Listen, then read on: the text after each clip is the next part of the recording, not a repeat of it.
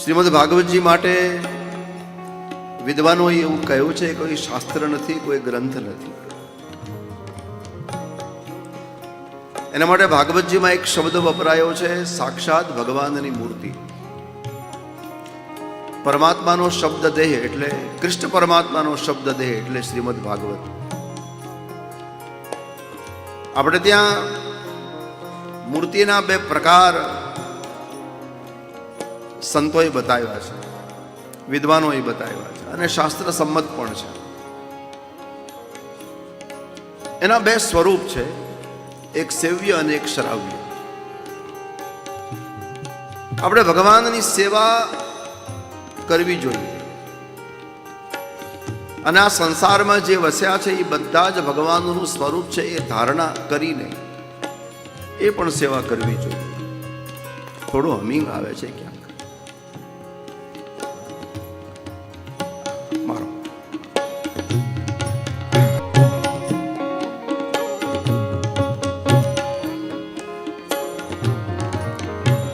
તો આ ભગવાનના બે સ્વરૂપ શ્રાવ્ય અને સેવ્ય. ભગવાનની સેવા કરવી જોઈએ,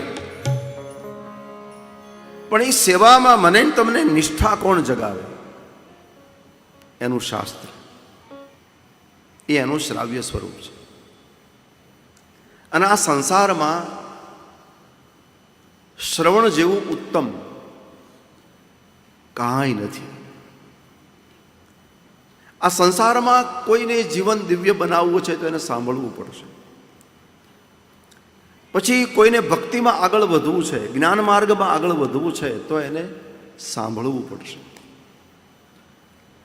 ગોસ્વામીજીએ બહુ સુંદર કહ્યું કે મારા ગુરુદેવે મને વાર કથા સંભળાવી, પછી હું લખવા પ્રેરાયો છું. તદપી કહી ગુરુ બારહી બારા. અને મેં તો એટલી જ આ રામાયણ લખી છે જેટલી મને સમજાણી. સમુજી પરી કછુ મતિ અનુસારા. અને બહુ સુંદર સંકેત છે કે ભાઈ માણસને સમજાય એટલું જ લખવું અથવા તો સમજાય એટલું બોલવું. પોતે જ સમજી ન શકે ને પછી બોલવામાં લાગી જાય તો પછી એનો કોઈ અર્થ નથી ને. ભૂલો પડેલો વ્યક્તિ જ્યારે એમ કે મારી પાછળ આવો તો શું થાય? જે માણસને માર્ગ મળી ગયો છે એ માણસ એમ કે ભાઈ તમે મારી પાછળ આવો તો આપણને કોઈ સ્થાનમાં પહોંચાડે. પણ જે ખુદ ભૂલો પડ્યો છે એવો જ્યારે આપણને એમ કે મારી પાછળ આવો ત્યારે શું થાય? એટલે શ્રાવ્ય. એટલા માટે આપણે ત્યાં વેદ જેવું ઉત્તમ જ્ઞાન આ સંસારમાં ક્યાંય નથી. એટલા માટે વેદને શ્રુતિ કહી છે. અને શ્રુતિ એટલે શ્રોત, કાન. કલ્યાણ કાનથી થાય, ટૂંકમાં કહું તો. મેં તો વાર એવું કહ્યું છે કે વખતે પગમાં કંઈ પ્રોબ્લેમ હોય તો ચાલશે, હાથમાં કંઈ સમસ્યા હોય તો ચાલશે, પછી આંખમાં કાંઈ સમસ્યા હોય તો ચાલશે. પણ માણસ સાંભળી નહીં શકે તો પછી એનું જીવન દિવ્ય અને ભવ્ય કઈ રીતે બનશે? ભક્તિના પ્રકારમાં પહેલો જ પ્રકાર શ્રવણ છે. પછી માણસ એમાં ભક્તિ માર્ગમાં આગળ વધવું શ્રવણ, અને બીજો જ્ઞાન માર્ગમાં આગળ વધવું શ્રુતિ, કાન. એટલે ભગવાનનું શ્રાવ્ય સ્વરૂપ એટલે શ્રીમદ ભાગવત છે. અને એનાથી ભગવાનની સેવાની મૂર્તિમાં આપણી નિષ્ઠા જાગે છે. એટલા માટે ઈશ્વરનો, રામનું શ્રાવ્ય સ્વરૂપ રામાયણ છે. બ્રહ્મનું, પરબ્રહ્મનું જે સદૈવ નિરાકાર છે, હવે એનું શ્રાવ્ય સ્વરૂપ વેદ છે. વેદ સીધો જ પ્રતિપાદિત કરે છે બ્રહ્મને. અને વેદ એટલે બ્રહ્મ, બ્રહ્મ એટલે વેદ, એમાં કંઈ બહુ અંતર નથી. વેદના ઘણા બધા અર્થો નીકળે. વેદનો એક અર્થ તો એ જ કાઢ્યો છે ભાગવતમાં, જાણી લેવું. બસ જાણી લેવું. આપણે બધા મુક્તિ મુક્તિ મોક્ષ મોક્ષ આ બધા સાધનો છે ને, એ તો એને પૂરક છે, થોડો ધક્કો મારે છે. મૂળ વાત તો એ છે કે એ તત્વને જાણી લેવું, બસ. એ પરમ તત્વને. અશોકભાઈ, ત્વમેવ વિદિત્વાતિ મૃત્યુમેતિ નાન્યઃ પંથા વિદ્યતે યનાય. યજુર્વેદ. ત્વમેવ વિદિત્વાતિ, એને જાણી લો બસ.